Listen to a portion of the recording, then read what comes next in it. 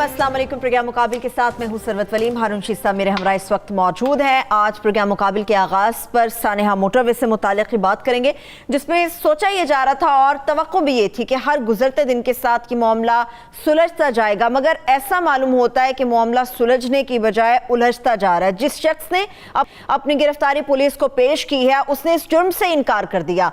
हकीकी मुलजिम अब तक फरार है। इस सानहे का फॉलोअप और इसके साथ साथ पुलिस के तरीका तफ्तीश के ऊपर बड़ी तफसील के साथ हम बात करेंगे। इसके साथ साथ आलमी मंजरनामे में जब जाएंगे इसराइल की बात करेंगे। इसराइल इस वक्त पाकिस्तान और ईरान के सर पर आकर बैठ गया है और कई ऐसे अरब ममालिक हैं जिन्होंने इसराइल की हैसियत को तस्लीम भी कर लिया है।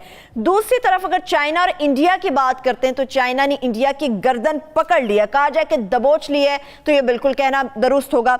इस महाज पर तो मोदी कमजोर है और मुफाहमत पर माइल भी है, मगर अगर भारत का और नरेंद्र मोदी का असल हदफ देखते हैं, असल महाज देखते हैं तो वो पाकिस्तान है। पाकिस्तान के खिलाफ क्या क्या हरबे इस्तेमाल हो सकते हैं ये भी तफसील आपके साथ शेयर करेंगे। इसके साथ साथ परसों से बरोज मंगल मुल्क में जितने भी यूनिवर्सिटीज कॉलेजेस हैं उनको खोलने के मरहलावार खोलने का सिलसिला बाकायदा तौर पे शुरू हो जाएगा। क्या इस वक्त ये फैसला दुरुस्त है या फिर नहीं, सोचा जाना चाहिए था, इस पर तफसील से बात करेंगे। मुल्क के अंदर बल्दियाती इंतखाबात के हवाले से बहस होगी और इसके साथ साथ वज़ीर आज़म पाकिस्तान इमरान खान साहब बलूचिस्तान के एक रोज़ा दौरे से होकर आए हैं। बलूचिस्तान के लिए बड़ी खबर हारून साहब ये ब्रेक करने वाले कि एक पैकेज होगा, इस पैकेज के अंदर क्या क्या होगा ये भी आपके साथ हम तफसील शेयर करेंगे। पहले हारून साहब, सानिया मोटरवे के हवाले से उम्मीद थी कि गिरफ्तारी पेश हो गई है तो कुछ ना कुछ उम्मीद बंदी थी कि कुछ चीज़ें निकलेंगी, मगर उस शख्स ने तो अपने जुर्म से इनकार कर दिया है। वजह यह है कि शुरू से बहुत गलतियां की गई पुलिस ने। ज़ाहिर है पुलिस ही तफ्तीश कर रही थी, जो लोग तफ्तीश कर रहे थे उन्होंने बहुत बड़ी बड़ी गलतियां की। ठीक है, पहली गलती तो ये है कि इधर फोरेंसिक रिपोर्ट तैयार हुई और इधर मीडिया को पता चल गई। आपका मतलब लीक हुई या बताई गई? उसको जो कह लें, लीक कह लें, उसको बताना कह लें। वो जो लेबॉर्ट्री के इंचार्ज हैं उनके बारे में भी राय ये है कि प्रोफेशनली तो बहुत अच्छे हैं लेकिन शोहरत का शौक़ है, किसी अखबार में से रब्ता होगा। लेकिन ये तो उनकी जिम्मेदारी थी ना कि वहाँ आदमी खड़ा करते और उनसे कहते हैं कि भाई आप कोई टेलीफोन ट्रेंडिंग करेंगे, और जो आदमी जाते हैं उनके टेलीफोन ले लेते और मतलब एक ऐसा आदमी मुकर्रर करते हैं, कोई मजबूत हिसाब का समझदार आदमी जो राजदारी रख सकता, और टेलीफोन उसके पास होते। अब सवाल ये है कि रात को 12-1 बजे वो या 11 बजे होंगे, वो अपना फोरेंसिक रिपोर्ट जो है वो आउट हो गई और पुलिस कब गई उसको पकड़ने के लिए? अगले दिन रात को 1 बजे। ये हर शख्स को पाकिस्तान में मालूम था, तो उसे भी मालूम था ऑब्वियसली। ठीक है, अब ये जो कहते हैं ना कि वो उस वक्त भागा, मुमकिन है वो उससे पहले ही भाग चुका हो। इतना बड़ा ब्लंडर। फिर ये है कि जब चलिए फर्ज कीजिए कि मीडिया के हाथ लग भी गई है, मीडिया के हाथ लगने से नशर होने तक आध पौन घंटा लगता है। ठीक है, बाद औकात कम वक्त भी लगता है कि टेलीफोन पे उसे वहां तो नहीं खड़ा होगा ना रिपोर्टर, पहले उसने राब्ता किया होगा, रिक्वेस्ट की होगी, फिर उसे पता चला होगा, फिर उसने लिखा होगा, फिर उसने दिया होगा। इतने ही फासले पे उसके घर था अली टाउन में। अगर वहीं से उस वक्त रात को पुलिस रवाना हो जाती तो उसे पकड़ा जा सकता था। ये तो है उसका केस। ठीक है, हालांकि फोरेंसिक लेबॉर्ट्री ने, जिसका क्रेडिट शहबाज शरीफ को जाता है, ये उसने बनाई थी, बड़े अच्छा काम किया। मसलन ये नहीं कि वो पिछली दफा तो हुए थे ना, कुछ 1400 टेस्ट हुए थे, कसूर का जो साना हुआ, इन्होंने रिकॉर्ड निकाला और मिनटों में बता दिया कि ये आदमी है, मिनटों में। परफॉर्मेंस अच्छी थी, लेकिन जब बात निकल गई तो उसको मौका मिल गया वहां से भागने का। तो ये जो रिपोर्टर जो है वो जाहिर है उससे राब्ता करता है, खबर लिखता है, चलाता है, ये इसमें वक्त लगता है। अगर ये उस वक्त गांव का घेरा डाल लेते, वहीं करीब तरीन जो थाना था वहां से तो 10 मिनट में शायद उस गांव में पहुंच जाते, 15 मिनट में पहुंच जाते, 15 वाले पहुंच जाते, कोई ना कोई टीम पहुंच सकती थी इनके मुताबिक। नेक्स्ट डे का क्या मतलब हुआ? इसको कहते हैं अंग्रेजी, रिपोर्टर आजकल अंग्रेजी बड़ी बोलते हैं, नॉन प्रोफेशनलिज्म। नॉन प्रोफेशनलिज्म का तर्जुमा है निकम्मापन। اور نکمے پن کی وجوہات ہیں. پہلے دوسرے آدمی پہ آنے سے پہلے میں کہتا ہوں, جی اس پہ ذرا تفصیل سے. ایک تو پولیس والے جو ہیں مسلسل ڈھیلے پڑتے جا رہے ہیں. 2 سال میں اتنے افسر بدلے, اتنے آئی جیز تبدیل ہو گئے. بدلی آئی جی جب بدلتا ہے بہت سے نیچے بھی افسر بدلتے ہیں. جب درجنوں افسر بدلتے ہوں ہر 4-6 مہینے کے بعد, اوسطاً 4-5 مہینے کے بعد, تو بدلی تو پھیلے گی نا. اور ویسے بھی اوورآل زوال ہے. تو یہ ان کے بلنڈر کی وجہ سے وہ بھاگا. پتہ تو لیبارٹری نے تو اپنا کام چند منٹوں میں نمٹا دیا.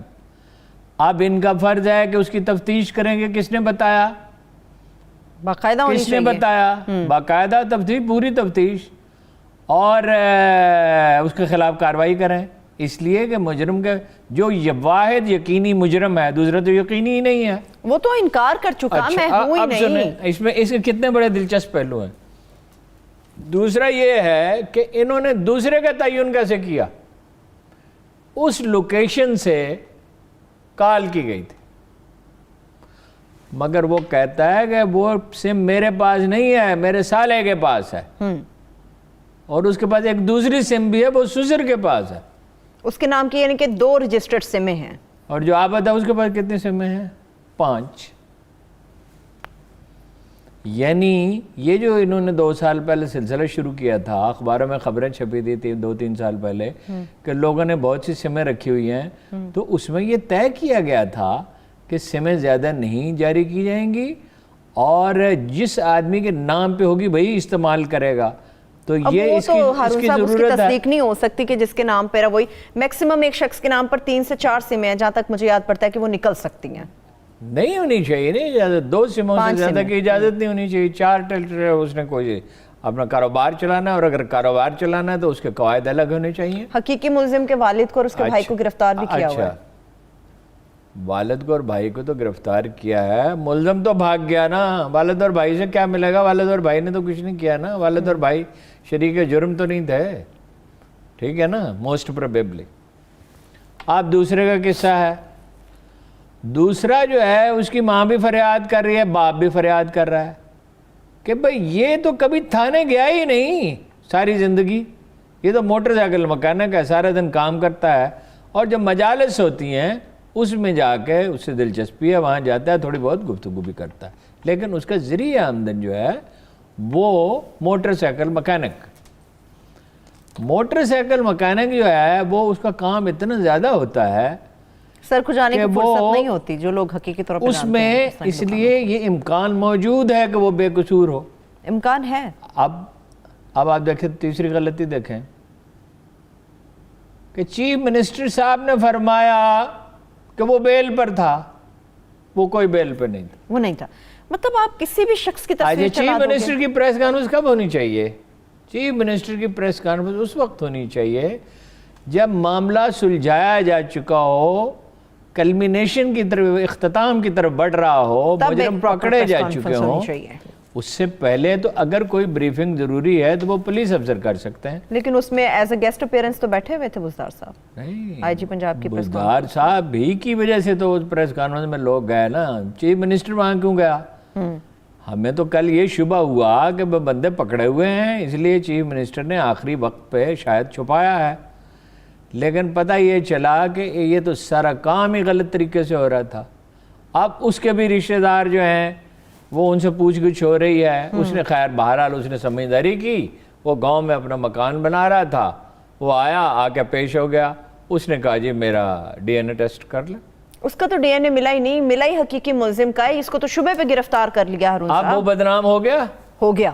کسی بھی شہری کو بدنام کر دیں گے یہ. اچھا اب یہ بدنام ہو گیا, اس کی بدنامی کا ذمہ دار کون ہے؟ وہ جو ساری عمر خود پنجاب پولیس کی پوزیشن بھی خراب ہوئی. بھائی آپ اتنی اجلت میں کیوں ہیں؟ مطلب یہ ہے کہ جو دباؤ آیا چیف جسٹس کی طرف سے, میڈیا کی طرف, سوشل میڈیا کی طرف سے, اچھا افسر جو ہے وہ دباؤ میں فیصلے نہیں کرتا. اچھا پھر یہ ایسا نہیں ہے کہ پنجاب پولیس کے پاس کمپیٹنٹ افسر نہیں ہے, کمپیٹنٹ افسر ہیں, ان سے مشورہ کرتے ہیں. پاکستان میں ایسے ٹاپ پروفیشنلز ہیں جن سے ترکی پولیس مشورہ کرتی ہے, جاپنیز پولیس مشورہ کرتی ہے, اقوام متحدہ مشورہ کرتا ہے جن سے. ٹھیک ہے, ہمارے افسر جو پولیس افسر جاتے ہیں دوسرے ملکوں میں, میرے موٹر وے والے کلیم امام جو نے سوڈان میں طویل عرصہ انہوں نے ڈیوٹی دی ہے, اور بہت سے لوگ جاتے ہیں, تو ہمارے پاس کمپیٹنٹ افسروں کی کمی تو نہیں تھی. کمی نہیں ہے. اچھا, ہو یہ رہا ہے کہ پولیس کے اندر جو ہے دھڑے بندی بھی ہے, گروپ بھی ہے. پولیس کے زوال کے کئی اسباب ہیں. بہت سے پولیس افسر تو کام کرتے ہی نہیں. وہ کیا کرتے ہیں؟ وہ ٹرانسپورٹ چلاتے ہیں, وہ پراپرٹی کا بزنس چلاتے ہیں. یعنی قبضہ مافیا.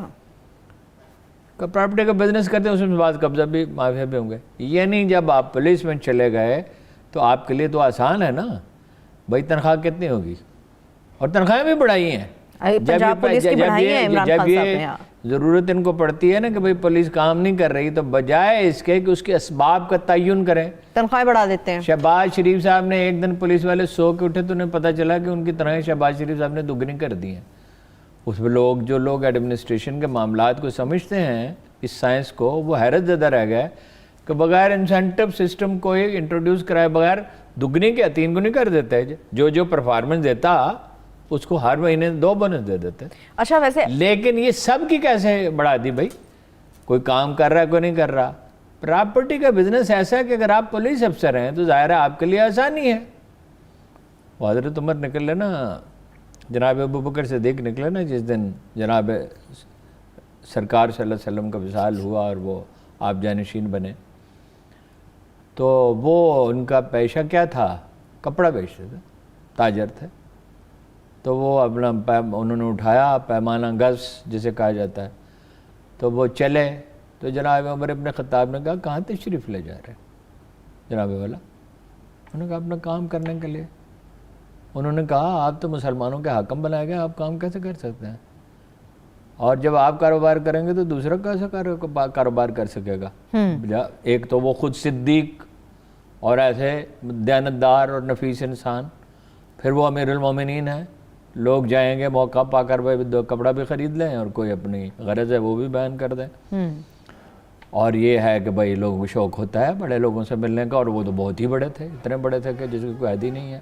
انبیاء کے بعد سب سے بڑے آدمی کہا جاتا ہے, صحیح کہا جاتا ہے.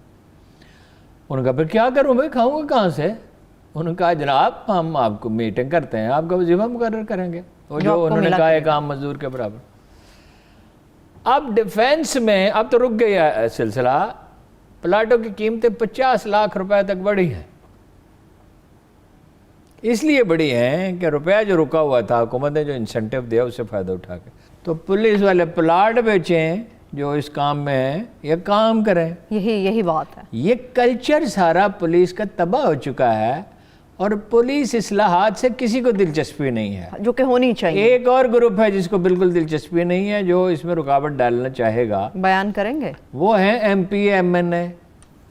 اگر پولیس میں اصلاحات ہو جاتی ہیں اور سفارش نہیں چلتی, جیسے پختونخوا میں کسی حد تک ہوا تھا, ان کو سوٹ ہی نہیں کرے گا. یہ جو شاہ فرمان ہے, میں گیا ملنے کے لیے آئی جی پختونخوا سے, صلاح الدین صاحب سے, بڑے اچھے آدمی تھے. 2 بیٹے ان کے شہید ہوئے تھے اور بڑی اچھی ان کی پرفارمنس تھی. تو فرمان شاہ جو ہے نا گھبرا رہے تھے. میں نے کہا میرے ساتھ چلو, پرانا دوست ہے. کہنے لگا دیکھو وہ ہمیں تو منع کیا ہوا ان چیزوں سے. میں نے کہا آپ نے وہاں نہیں بولنا, میں تو ایک سادہ سی معلومات لینے, ڈیٹا لینا ہے کرائم کا. تو اس میں نہ کسی ملزم کے لیے ہم جا رہے ہیں, نہ کسی مجرم کے لیے جا رہے ہیں, نہ سفارش. اس کے باوجود when we entered in, فرمان شاہ نے کہا جی میں نہیں آیا یہ مجھے لے کے. ٹھیک ہے, اس کا مطلب کچھ احتیاط تو ہو رہی تھی. ٹھیک ہے, وہ یہاں اصلاحات کیوں نہیں ہو رہی؟ یہاں کوئی اصلاحات نہ بزدار صاحب چاہتے ہیں, نہ ایم پی چاہتے ہیں, نہ وزیر چاہتے ہیں, مرضی کے ہوں. اور یہ پولیس کی انکمپٹنس کی وجہ سے, نااہلی کی وجہ سے, کام چوری کی وجہ سے معاملہ جو الجھتا جا رہا ہے. اب خاتون نے بھی ہر سب خبریں ہیں کہ اس شخص کو شناخت سے انکار کر دیا کہ وہ شخص نہیں ہے. خاتون جو ہے نا جی, وہ تو اس کی ذہنی حالت ٹھیک نہیں ہے. یہ گرفتار ملزم کے اوپر اس نے بات کی. وہ گرفتار ملزم کا یہ تو نہیں, اس نے انکار کر دیا. اب انہوں نے جی کہا کہ جی وہ تو بیان دینے کے لیے تیار نہیں ہے. او بھائی بیان دینے کے لیے تیار نہیں, اللہ کے بندو, اس کے کسی بھائی کو میاں، اس کے میاں کو، اس کے کسی عزیز رشتہ دار کو جس کو وہ اپنا شفیق سرپرست سمجھتی ہو، جس سے بات کرنے کے لیے تیار ہے، اس کے ہاتھ تصویریں بھیج دو ملنے کے لیے۔ اگر وہ تیار نہیں ہے تو اس کا تو یہ طریقہ ہے۔ اب ہیں جناب ہمارے سی پی او صاحب، وہ کہہ رہے ہیں کہ جی میں تو بڑا کام کا آدمی ہوں اور میں نے یہ کیا اور وہ کیا ہے، اور لوگ کہہ رہے ہیں کہ ان کو نکالو۔ لوگوں کا ان کی تو اے سی آر جی آخری 7 سال کی جو ہیں وہ نیگیٹو ہیں۔ دونوں باتیں صحیح ہیں، وہ کام کے آدمی بھی ہیں، جن اضلاع میں وہ رہے وہاں ان کی پرفارمنس اچھی رہی، ٹھیک ہے۔ لیکن جب جنرل مشرف کے دور میں سسٹم بدلا اور یہ فیصلہ ہوا کہ اے سی آر تو سفاری سے بھی ٹھیک لکھی جا سکتی ہے، تو جنرل مشرف کے دور میں ان کی اے سی آر جو ہیں وہ نیگیٹو تھیں کچھ۔ اس میں یہ اصول طے پایا کہ 15% نمبر جو ہوں گے کسی بھی چیز میں یا اوورآل، وہ ہوں گے جو بورڈ فیصلہ کرے گا، اس کے ہوں گے۔ ان کو عدالت میں جانا پڑا، ٹھیک ہے نا جی۔ تو اسٹیبلشمنٹ ڈویژن نے یہی کہا۔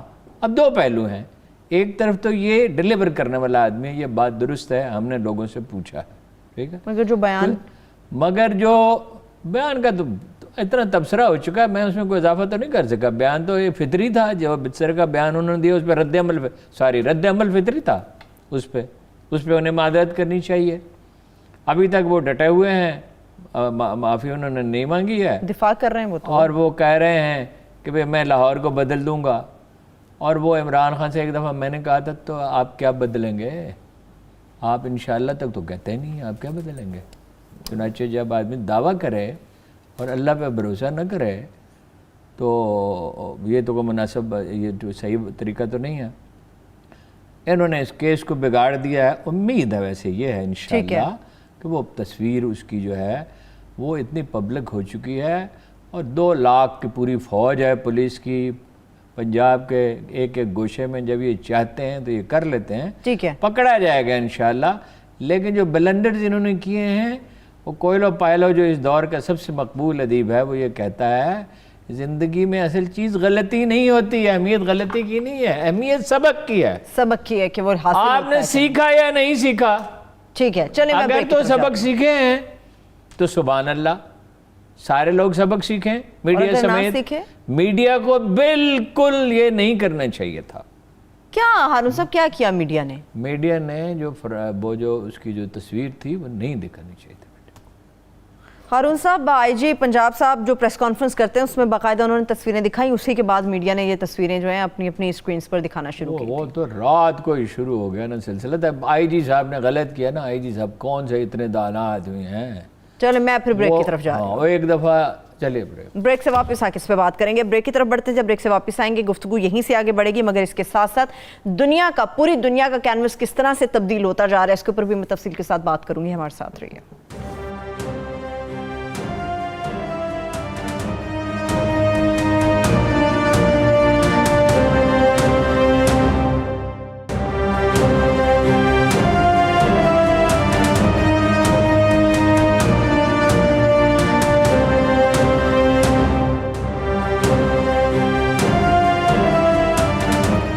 بریک کے بعد ایک بار پھر سے پروگرام میں ہم آپ کو خوش آمدید کہیں گے۔ ہارون صاحب، چائنا انڈیا کی تو ہم بات کر رہے ہیں اور کریں گے بھی، یہ اسرائیل کا کیا معاملہ ہے؟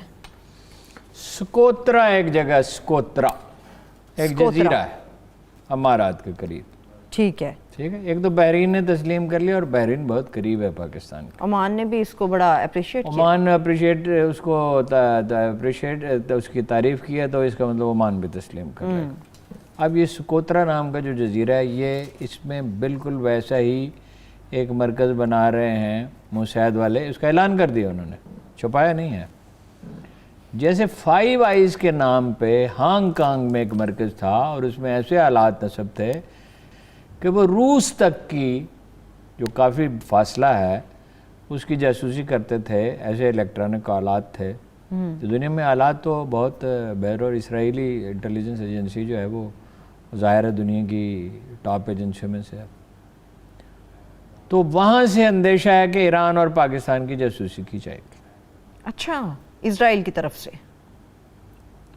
اور پرپز کیا ہے امریکہ کا اور اسرائیل کا؟ پاکستان کو ڈی نیوکلرائز کرنا، پاکستان کے ایٹم بم کا ایٹمی قوت کی حیثیت سے خاتمہ، اس کے لیے وہ لگے ہوئے ہیں۔ اس کے لیے کہا جاتا ہے کہ بھٹو سے بھی وہ ناپسند کرتے تھے، یہ بات صحیح ہے، اگرچہ تحریک تو وہ جو چلی وہ الیکشن میں داندھی کے خلاف تھی، لیکن بہرحال وہ ایٹمی پروگرام کی وجہ سے بھٹو کو پسند تو نہیں کرتے تھے۔ اور ضیاء الحق کو جو انہوں نے قتل کیا تو اس کی بھی یہی وجہ تھی، مجھے تو اس میں کوئی شبہ نہیں امریکیوں نے قتل کیا اس کو یا اسرائیل نے کیا۔ نیوکلیئر پروگرام کو اس نے مکمل کیا تھا۔ اور غلام اسحاق خاں سے جو وہ نفرت کرتے تھے تو وہ اسی لیے کرتا تھا، غلام اسحاق خاں تو بارتھولومیو نے کہا تھا، جنرل حمید گل، جنرل اسلم بیگ، سید عابدہ حسین، فارن سیکٹری اور ایک اور صاحب وہاں موجود تھے، تو وہ اس نے کہا کہ بھائی یہ آپ ایٹم بم بنا رہے ہیں، مجھے وہ جملے بھی یاد ہیں، there is a duck in your backyard and you say it is not a duck، تو اس نے کہا when I say it is not a duck, it is not a duck، ٹھیک ہے؟ تو وہ جب باہر نکلا تو اس نے کہا مسٹر نیوک has gone mad، اس کو مسٹر نیوک کہا، مسٹر ایٹم بم، پاگل ہو گیا، مطلب پتہ نہیں اس کو ہم اس کے ساتھ کیا کریں گے، پھر اس کے خلاف سازشیں شروع ہوئیں، تو وہ تو خیر الگ کہانی ہے۔ ایک دفعہ ضیاء الحق سے اس نے کہا بارتھولومیو نے، بیٹھتے ہی کرسی پہ بیٹھتے ہی کہا ہم آپ کو اجازت نہیں دے سکتے ایٹم بم بنانے کی۔ ضیاء الحق ایک اور طرح کا آدمی تھا، وہ اٹھا، غلام اسحاق خاں کا تو صرف چہرہ سرخ ہوا نا، اسے نہیں فکر، وہ اٹھا، اٹھ کے اس نے کہا then there is no point for discussion۔ زبردست، ٹھیک ہے نا جی، کتنی ہم نے قربانیاں دی ہیں، ورنہ ہم سکم اور بھوٹان بنتے ہیں، اور ایک نے نہیں دی ہیں، کسی ایک پارٹی کا کنٹریبیوشن نہیں ہے، کئی ساری پارٹیوں کا کنٹریبیوشن، سبھی نے سپورٹ کیا اس کو۔ غلام اسحاق خاں کا بہت زیادہ کنٹریبیوشن ہے، بھٹو کا ہے، ضیاء الحق کا ہے، بہت سے لوگوں کا کنٹریبیوشن ہے، آغا شاہی کا ہے، سائنسدانوں کا ڈاکٹر قدیر کا ہے، ڈاکٹر سمرو مبارک بند کا ہے۔ ڈاکٹر قدیر اگر وہ سینٹریفیوج مشین جو ہے وہ نہ بنا دیتے، اور اس میں ہمارے اداروں کا ہے، وہ تو ہر ایک نے اپنے حصے کا کام کیا، بہت لوگ یہ کبھی لکھی ہی نہیں جا سکتی کہانی۔ مجھ سے کچھ سائنسدانوں نے کہا تھا کہ لکھ دو، بڑا اصرار کیا تھا، میں نے کہا حضور اس کا بینیفیشری تو انڈیا اور اسرائیل اور امریکہ ہی ہوگا نا، اگر صحیح معلومات دیں گے، اور اگر نہیں دیں گے تو اس کو لکھنے کا مقصد کیا؟ اب وہ کریں گے کیا؟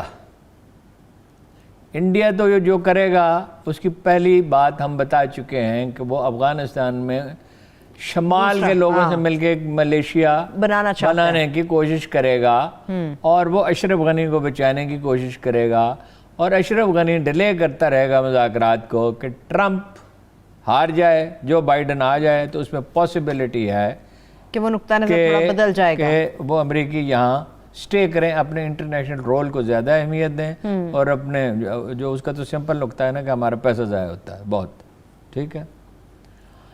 پاکستان میں مزید وہ یہ کریں، جو کچھ وہ کر رہے ہیں وہ ہمیں معلوم ہے، پختون تحفظ موومنٹ سندھ میں، جو علیحدگی پسندوں کی جو بہت تھوڑی سی تعداد میں ان کی حوصلہ افزائی، بلوچستان میں ان کی حوصلہ افزائی، $500 ملین بلوچستان کو خرچ کرتے ہیں، این جی اوز کی مدد۔ اب پیسہ تو آتا ہے اسکینڈینیویا سے، یورپ سے، لیکن ہو نوز کہ وہ کس کا پیسہ ہے، انڈیا کا ہے، اسرائیل کا ہے، امریکہ کا ہے، سی اے کا ہے، این جی اوز کی۔ جرنلسٹوں میں ایسے لوگ پیدا ہو گئے ہیں جنہوں نے ساری عمر ایک ہی کام کیا، کسی نہ کسی طرح پاپولیرٹی حاصل ہو جائے، محنت کی، اچھا کیا، مطلب میں یہ نہیں کہتا کہ ساری چیزیں انہوں نے بری کی، محنت مشقت کے بغیر پاپولیرٹی نہیں ہوتی، ہر بیت جتنے مرضی سے۔ اب وہ کہتے ہیں ہمیں نامقبولیت گوارا ہے مگر ہم اسرائیل تسلیم کرنے کی حمایت کریں گے۔ ارے اچانک ساری عمر آپ نے 30 سال مقبولیت حاصل کرنے کے لیے آپ لگے رہے، سوچنے کا طریقہ بدل گیا نا۔ There are businessman, textile کے بزنس مین ہیں جو اردن کپڑا بھیجتے ہیں، پاکستانی ٹیکسٹائل آپ کو پتا نا، ہوم ٹیکسٹائل بہترین سمجھی جاتی ہے، اور تو وہ وہاں سے اردن سے پھر اسرائیل جاتا ہے، ان میں سے بعض کی خواہش ہے، یا آپ یوں کہہ لیں ہو سکتی ہے، ہم زیادہ ڈیفینٹ ٹرمز میں گفتگو نہیں کرتے، ججمنٹل نہیں ہونے چاہیے، کہ بھائی اسرائیل ڈائریکٹ بھیجیے، وہاں سے کوئی سامان بھیجیں، منگوائیں۔ اب ہلکی ہلکی آوازیں اٹھ رہی ہیں، قوم ماننے نہیں دے گی۔ عمران خان کے ارد گرد بھی ایسے لوگ موجود ہیں، بعض جرنلسٹوں نے بھی اسے مشورہ دیا، دیں گے اس پہ ایک کام وہ یہ کریں گے کہ وہاں یہاں فرقہ واریت پھیلانے کی کوشش کریں گے. ایک واقعہ ہو چکا, 2 واقعات ہو چکے. ایک واقعہ یہ ہوا کہ ایک مکتب فکر کے, ہم کسی کا نام نہیں لیں قطعاً, یہ ہم نے طے کر رکھا ہے, ایک مکتب فکر کے ایک آدمی نے عربی زبان میں غیر ذمہ دارانہ گفتگو کی. چلیے چھوڑیے ہارون صاحب, یہ فرقہ واریت پھیلانے کی کوشش کر رہے ہیں, یہ بہت ضروری ہے. دوسروں نے اس پہ ریئیکٹ کیا, اس ریئیکشن کو سے عرب ممالک نے بعض نے فائدہ اٹھانے کی کوشش کی, یا پراکسی وار کو وہ بڑھانے کی کوشش کریں گے. ہم اس کو بالکل صرف نظر نہیں کر سکتے.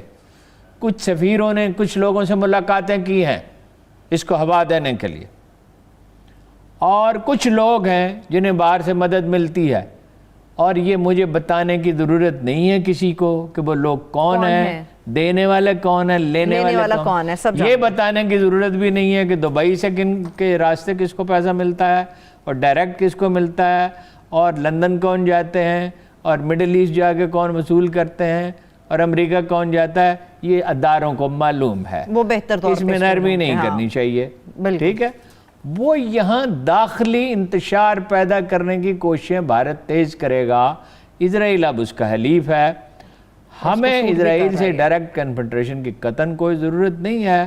ہم اپنا تحفظ چاہتے ہیں. ہمارا کام کسی پہ حملہ کرنے, انڈیا پہ بھی نہیں. ہماری پالیسی یہ نہیں ہے کہ ہم انڈیا پہ اٹیک کریں. ہمارا اپنے داخلی مسائل بہت ہیں, ہمیں ان سے نمٹنا چاہیے. انڈیا تو پہلے کمزور ہوا ہے چائنا کو لے کے ہارون صاحب, پھر پاکستان انڈیا اور چائنا کا معاملہ دیکھ لیں جلدی, جو موضوعات بہت ہیں. انڈیا اور چائنا کا معاملہ یہ ہے کہ وہ ایک طرف تو مفاہمت ہو گئی بظاہر, دوسری طرف چینیوں نے بتا دیا 1 انچ علاقہ نہیں دیں گے, بلکہ جن 4 چوٹیوں پہ پیانگ یانگ جھیل کے اوپر قبضہ کیا ہے وہ خالی کریں. اب وہ کہہ رہے ہیں, ڈرے ہوئے بھی ہیں, ہیرو بننے کی بھی کوشش کر رہے ہیں. 2 پیرالل اس میں پیٹرنز ہیں. ڈرے ہوئے بھی ہیں مودی صاحب, ہیرو بھی بننے کی کوشش کر رہے ہیں. کہہ رہے ہیں جی کہ $1 بلین ماہانہ خرچ ہوں گے, کیونکہ وہ وہاں اسلحہ لے جانا آسان تو نہیں نا. ٹرکوں کے قافلے اپریل سے اکتوبر تک جائیں گے, اکتوبر کے بعد تو بہت شدید برفباری ہوتی. اور C-17 اور C-130J طیاروں کے ذریعے کوئی سامان منتقل کیا جائے گا, پھر وہ اڈے ایکسپینڈ کرنے پڑیں گے, پھر ان کی صفائی, پھر اس اسلحے کے لیے ڈپو, اخراجات تو بہت ہوں گے. دراصل وہ یہ کہہ رہے ہیں کہ ہمیں روکو. اپوزیشن کو یہ کہہ رہے ہیں, یا بھارتی رائے عامہ کو یہ کہہ رہے ہیں, اس کام سے مگر کھل کے نہیں کہہ سکتے. اب چینی جو امریکہ یہ چاہے گا کہ چین اور انڈیا کی لڑائی ہو جائے, کم از کم محدود لڑائی تو ضرور ہو جائے. ٹھیک ہے, اب مالدیپ میں وہ بنا رہے ہیں اڈا, امریکہ کے لیے کچھ آسانی اس میں آئے, لیکن امریکہ کو اس کا فائدہ یہ ہوگا کہ بھائی چین جو ہے اس کی اکانومی کو, چینی سیانے ہیں, چینی یہ نہیں چاہیں گے, لیکن جنگ کو ایک فریق نہیں ٹال سکتا, جنگ کو دونوں فریقوں نے ٹالنا پڑتا. اگر آپ بخار بہت بڑھا دیں, دیکھو نا راہل گاندھی نے بھی موقع سے فائدہ اٹھایا اور کہا کہ یہ بزدلی کا مظاہرہ کر رہا ہے اور یہ کر رہا ہے اور وہ کر رہا ہے, دباؤ بڑھایا, اور سارا فضا مسموم ہے. خدا نخواستہ بپن راوت صاحب جو ہیں وہ چیف آف آرمی اسٹاف پہ تنقید کر رہے ہیں, کوئی امیت شاہ پہ تنقید کر رہا ہے, کوئی اجیت دوول پہ کر رہا ہے. اب ان میں سے کوئی بھی اگر آدمی جو ہے کوئی حماقت کر بیٹھے کسی محاذ پر, تھوڑی سی بھی جنگ ہو, تو اس پورا خطہ ڈیسٹیبلائز ہو جائے گا. کچھ چیزوں کا انحصار ٹرمپ کے جیتنے یا نہ جیتنے پہ ہے. جیسے کہ اگر ٹرمپ افغانستان, ٹھیک ہے, دیکھیں بڑی دلچسپ بات یہ ہے کہ جتنی اشرف غنی سے انڈرسٹینڈنگ ہے نا امریکیوں کی, طالبان سے اس سے کم نہیں ہے. اگر انڈیا اور چین کی جنگ فرض کیجیے ہوتی ہے, چاہے بہت تو نہیں ہونی چاہیے, محدود سطح پہ کیوں نہ ہو, تو انڈیا کو چھوڑ دے گا چین اس کے حال پہ. یہ تھوڑی ہے کہ امریکہ جو ہے وہ اسلحہ پہنچائے گا یا کوئی پریکٹیکلی مدد کرے گا, اس لیے کہ وہ اپنے مفادات کو کیوں خطرے میں ڈالے گا. ہمیں نہیں چھوڑ کے بھاگ گئے تھے, وہ اپنے قومی مفادات دیکھیں گے نا. طالبان یہ ہو سکتا ہے, اشرف غنی صاحب کی خواہش یہ ہے کہ ٹرمپ ہار جائے تو پھر دوسروں سے بات کریں, اس لیے کہ وہ اپنا ممکن ہے جو بائیڈن پالیسی بدل لے. ادھر دوسری طرف وہ طالبان سے انڈرسٹینڈنگ ڈیولپ کر رہے ہیں. وہ کوشش کیا کر رہے ہیں, اندر کی خبر یہ ہے, وہ یہ کوشش کر رہے ہیں کہ اگر طالبان ہی ہمارا ایجنڈا پورا کر دیں, ہمارے لیے مسائل نہ پیدا ہوں اس علاقے میں. دیکھیے بجٹ کے لیے تو طالبان کو بھی غیر ملکی مدد کی ضرورت ہوگی, نہ زراعت ہے نہ صنعت ہے, انہی سے ڈیل کر لیں.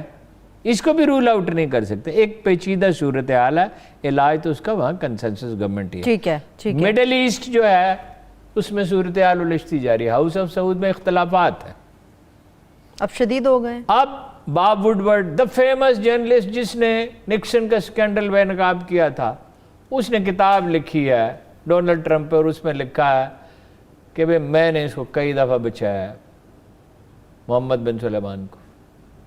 اچھا جی, اور کانگریس خلاف ہے, اس کے سینٹ خلاف ہے. ایک بڑی وجہ خشوگی کا قتل ہے, اس لیے کہ خشوگی برٹش اور امریکن انٹیلیجنس سے اس کے رابطے تھے.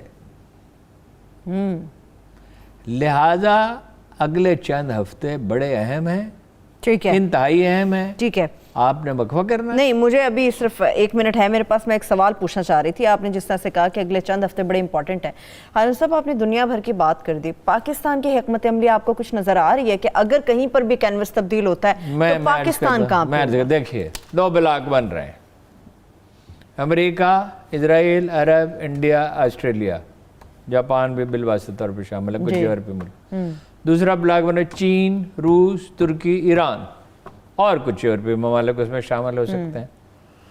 پاکستان کے لیے بہترین راستہ تو یہ ہے کہ وہ دوسرے بلاک کی طرف جائے. اپرچونٹی بہت زیادہ ہے, اس کی طرف مائل ہو, اس میں پوری طرح اس میں شامل نہ ہو. یہ ایک کافی نازک طریقے سے اس کو ہینڈل کرنا ہوگا, یعنی امریکہ سے تعلقات میں تلخی اور کشیدگی پیدا نہ ہو. ٹھیک ہے, ہمیں یہی سوٹ کرتا ہے, لیکن اس کے لیے کیا چاہیے؟ قوت فیصلہ. 1962 میں کیا ہوا تھا جب نیفا میں جنگ ہوئی اور چینیوں نے کہا کہ موقع بہترین ہے, کشمیر کو آزاد کرا لو, ہم انہیں دم لینے نہیں دیں گے, انگیج کر لیں گے. ایوب خان نے کینیڈی کی بات مان لی. میں آپ کو پوری ذمہ داری سے جو اس ملک کے اعلیٰ ترین دفاعی دماغ ہیں ان سے گفتگو کرنے کے بعد یہ بات کہہ رہا ہوں کہ آج 62 سے بیٹر اپرچونٹی ہے. رہ گئی اسٹریٹجی کے کرنا کیا چاہیے, یہ تو ان لوگوں کا کام ہے جنہوں نے فیصلہ کرنا ہے, سارے حالات دیکھ کے. بھرپور سفارتی مہم تو چلائے نا انڈیا کے خلاف, وہ تو نہیں چلا رہے. جو اتنا ظلم برپا ہے کشمیر میں, ایک ایک گھر قید خانہ ہے, ہر کشمیری قیدی, ہر خاتون, ہر بچہ. ہم تو یہاں ایک واقعے کو رو رہے ہیں نا, موٹر وے کو, ایسے وہاں کتنے واقعات ہو رہے ہیں, روزانہ ہو رہے ہیں. ٹھیک ہے, اب یہ لیڈرشپ کی ذمہ داری ہے. جو کشمیریوں کے سفیر ہیں ان کا نام آپ کو پتا ہے؟ سنا تھا ایک دفعہ وزیر اعظم پاکستان عمران خان صاحب ہیں. ایک دفعہ تقریر میں انہوں نے کہا تھا میں کشمیر حرکت میں آئے. ٹھیک ہے, میں ذرا بریک کی طرف چل رہی ہوں. ایک چھوٹی سی بریک کی طرف چلتے ہیں, بریک سے واپس آئیں گے. تعلیمی اداروں کو مرحلہ وار کھولنے کے فیصلے سے متعلق بات ہوگی. بلوچستان کا پیکج بھی زیر بحث آئے گا, اور اس کے ساتھ ساتھ پورے ملک میں بلدیاتی انتخابات ہونے جا رہے ہیں, اس سے متعلق بھی تفصیل سے بات کریں گے. ہمارے ساتھ رہیے.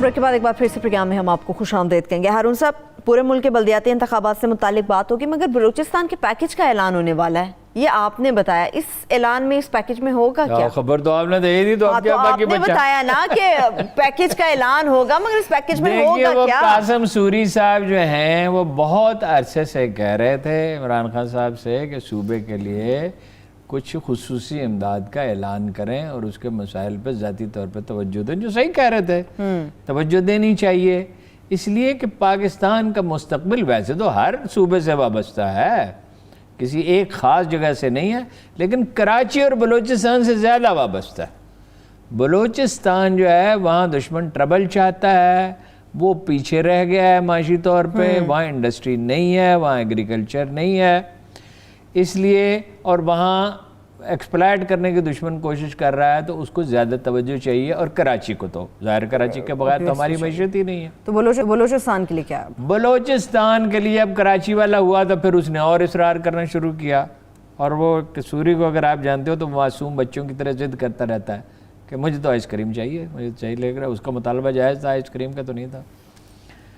تو چنانچہ خان صاحب نے اس سے وعدہ کر لیا، اس کے ساتھ لے کے گئے اور لوگوں کو لے کے گئے، دورہ کیا، پرائرٹیز فکس کی جا رہی ہے، منصوبہ بن رہا ہے۔ ٹھیک ہے، اس میں انہوں نے سیریسنس دکھائی اپنا وعدہ پورا کرنے میں، اور اسد عمر سے کہا کہ سوری کے ساتھ جاؤ بلوچستان۔ اب دیکھیں جی بلوچستان کے مسائل کیا ہیں۔ سب سے بڑا مسئلہ تو بے روزگاری ہے بھائی، 40 50 60 100 کلومیٹر کے فاصلے پہ 40 گھروں کا ایک گاؤں ہے۔ تو بڑی سڑکیں تو بن گئی، اچھا ہوا، پہلے تو 4 اضلاع باہم کنیکٹڈ ہی نہیں تھے، اچھا ہے کہ چھوٹی سڑکوں کی ضرورت ہے۔ بجٹ میں اس کا حصہ 6% تھا، 9% ہوا، اس میں اور اضافہ ہونا چاہیے 1-2% کا، اور ان دیہات کے لیے کوئی منصوبہ بننا چاہیے، کوئی ہینڈی کرافٹس بنائیں، کچھ کریں، کوئی چھوٹے موٹے کام۔ فوج نے کوئی 80-90 ادارے بنائے، لیکن فوج کا کام ڈیولپمنٹ تو نہیں ہے۔ پھر یہ پلفری دیکھا جائے گا کہاں ہو رہی ہے، ٹھیک ہے، پیسہ ضائع کہاں ہو رہا ہے، پرائرٹیز فکس، ایسے منصوبے بنائے جائیں گے جس میں زیادہ جابز کریٹ ہو، ہاں، یہ ہے جوانوں کے لیے پرائرٹی۔ صحیح۔ اچھا، میری ذاتی رائے یہ ہے کہ یہ جو لیویز والا قصہ ہے نا، جو عرصے سے لٹکا جا رہا ہے، جس میں 10 ارب روپے مشرف کے دور میں خرچ ہو گئے تھے، مگر 2002 کی اسمبلی نے اسے روک دیا تھا۔ لیویز میں سے کسی کو نکالنا نہیں تھا، ختم نہیں کرنا تھا۔ لیویز کا نظام کیا ہے؟ سردار بھرتی کرتے ہیں، انہی کو پیسے دیے جاتے ہیں، وہ آگے تنخواہ دیتے ہیں۔ اب دیتے ہیں نہیں دیتے، وہ کام کرتے ہیں نہیں کرتے۔ عام طور پہ تو ان کی پرفارمنس ایسی ہے کہ وہ موقع مال سے ہی بھاگ جاتے ہیں جہاں جرم ہو رہا ہو۔ انہوں نے تو کوئی مدد نہیں کی۔ پولیس نے کچھ کیا، بعض جگہ پہ بہت اچھا کیا۔ بریک تھرو تو ہوا جنرل جنجوع کے دور میں، جب وہ گئے، انہوں نے اتنی اپنائیت کا مظاہرہ کیا، وہ کام جو اعظم خان مشرقی پاکستان میں مکمل نہیں کر سکے تھے، وہ مکمل کر کے آئے کہ وہاں ماحول پیدا کر دیا، کشیدگی ختم کر دی، زیادہ کشیدگی نہیں رہی۔ پھر جناب عامر ریاض گئے، انہوں نے بڑا اچھا کام کیا، انہوں نے کرپشن روکنے کی کوشش کی۔ اس کے بعد بھی جو لوگ گئے کام تو سب کر رہے ہیں، اور ایف سی نے کام کیا، سمگلنگ روکی، اور بہت سی چیزیں کی، کم کی، روکی تو نہیں ہے، ایران سے ہو رہی ہے۔ تو یہ جو احساس محرومی ہے ہارون صاحب، اس کو ختم یا کم کرنے کے لیے کیا ہو سکتا ہے؟ یہی ہے نا، جابز کریٹ کریں۔ تعلیم کو جنرل کیانی صاحب نے کام کیا، وہاں انسٹیٹیوٹ آف میڈیکل سائنسز بنایا، یعنی وہ فوج کی جگہ تھی، وہ انہیں دے دی، اور وہ اسے ڈرائنگ سے انہیں بڑی دلچسپی ہے۔ جنرل صاحب جو ہے نا وہ پورے آرکیٹیکٹ ہیں، وہ انہوں نے اس کا نقشہ اس طرح بنوایا کہ بھائی وہ دیواریں اسی طرح رہیں، چھتیں بدلی جائیں، وہ بہت خوبصورت جگہ بن گئی۔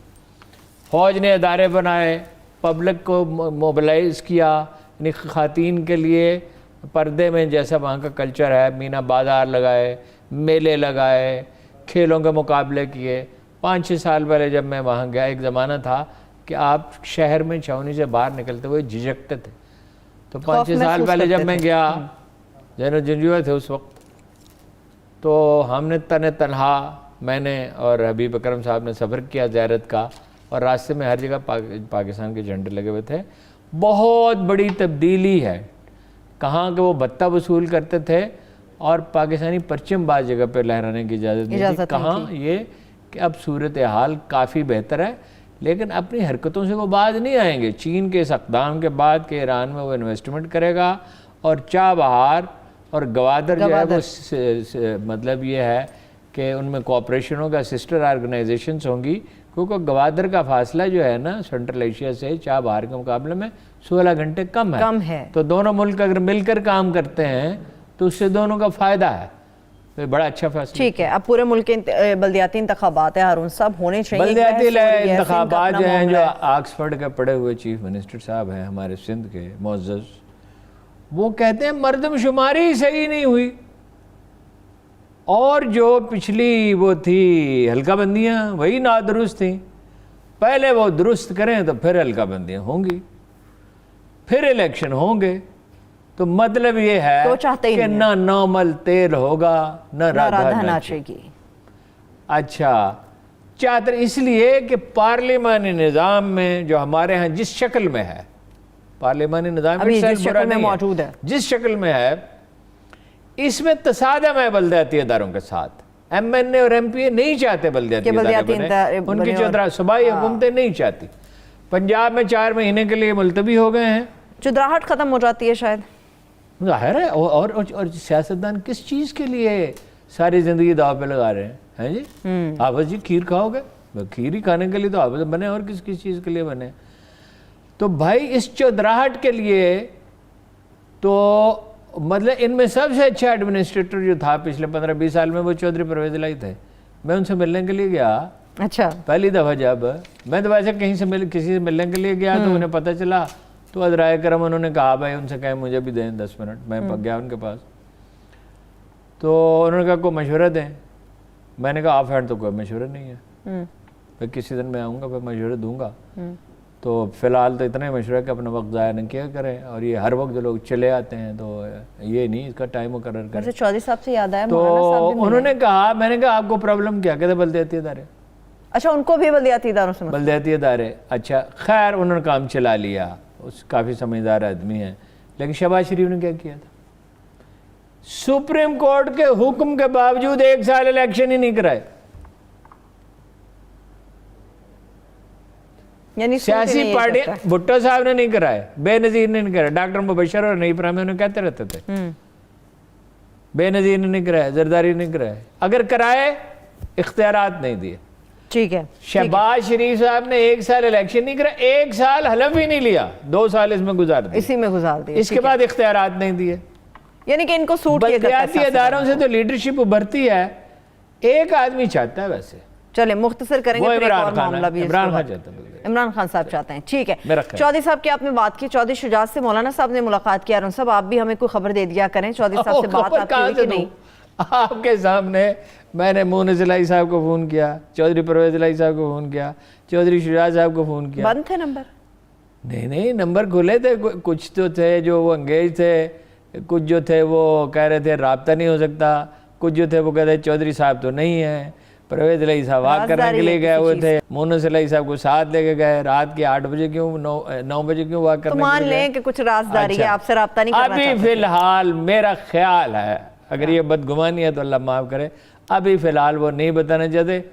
کوئی کھچڑی تو پکانے کی کوشش مولانا فضل الرحمان تو کر رہے ہیں، لیکن چودھری صاحب آسانی سے ہاتھ آنے والے نہیں. ٹھیک ہے. ویسے یہ جو کھچڑی پکانے کی کوشش ہو رہی تھی، اس میں نواز شریف صاحب کا بھی نام آ رہا ہے. جماعت اسلامی کے حافظ حسین احمد صاحب ہیں، وہ کہتے ہیں جمعیت علماء اسلام، جماعت اسلامی، جمعیت علماء اسلام، معذرت کے ساتھ، وہ کہہ رہے ہیں کہ جب تک نواز شریف صاحب ملک کے اندر واپس نہیں آئیں گے، اپوزیشن کی کوئی تحریک، کوئی دھرنا، یعنی کہ کھچڑی نہیں پک سکتی جب تک نواز شریف صاحب واپس نہیں آئیں گے. وہ وہی کہہ رہے ہیں جو شعر آپ کو سنایا تھا نا، کہ قریب آؤ دریچوں سے جھانکتی کرنوں، کہ ہم تو پابرسن ہیں ابھر نہیں سکتے. ٹھیک ہے. لاسٹ منٹ مطلب یہ ہے کہ وہ آپ آئیں، چڑھ جا بیٹا سولی پہ، رام بھلی کرے گا. وہ کیوں آئے گا؟